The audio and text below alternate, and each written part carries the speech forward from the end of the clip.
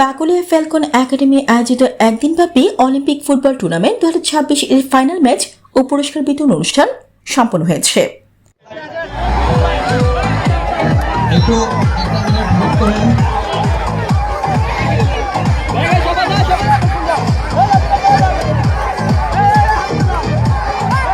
মে শনিবার রাত 10টায় বাকুলিয়া নোমান কলেজ সংলগ্ন কর্ণফুলী টার্ফ মাঠে ফাইনাল ম্যাচ ও পুরস্কার বিতরণ অনুষ্ঠান জাঁকজমকপূর্ণ আয়োজনে সম্পন্ন হয়।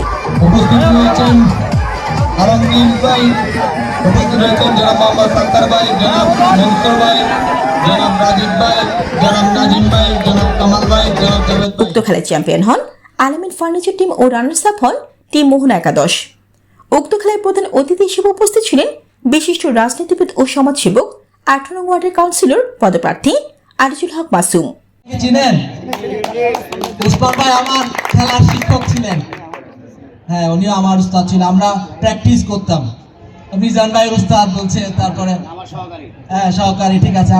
উনি খুব ভালো খেলতেন, সেই সাথে উনি খেলার মধ্যে সীমাবদ্ধ থাকেন, উনি চেয়েছিল ওনার প্রতিভাটাকে সমাজে ছড়িয়ে দিতে। এতে উপস্থিত ছিলেন আব্বাস আলী, আলমগীর, শাকির, মাহবুব সিদ্দিকী, নাজিম, মনসুর, রাসেল, জিশান, অসংখ্য দর্শক সহ অনেকেই উপস্থিত ছিলেন।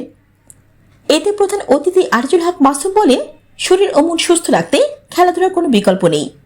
কর্ণ হচ্ছে অত্যন্ত ভয়াবহ মাদক, তাই যুবকদের মাদক থেকে দূরে রাখতে এই খেলাধুলার আয়োজন করা হয়েছে।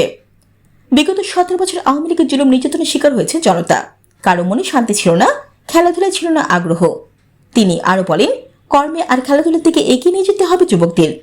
একটি আদর্শ দেশ করতে খেলাধুলায় মনোযোগী হতে হবে, কারণ একমাত্র খেলাধুলায় পারে যুব সমাজকে মাদক ও বিভিন্ন নেশাজাতীয় দ্রব্য থেকে দূরে রাখতে। সামনে এগোতে হবে, আপনার ডিফেন্স কিভাবে করতে হবে, স্ট্রাইকারের যিনি স্ট্রাইকার তিনি কখন ডিফেন্ডে আসবে, এগুলো একটা কৌশল।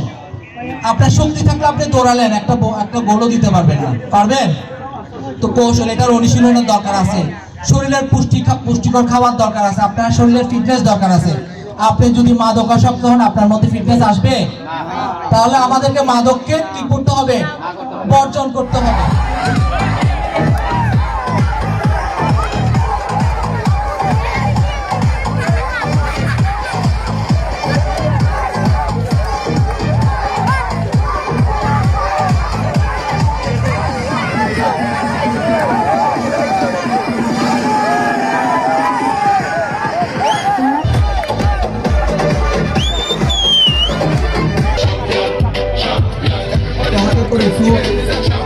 Ini akan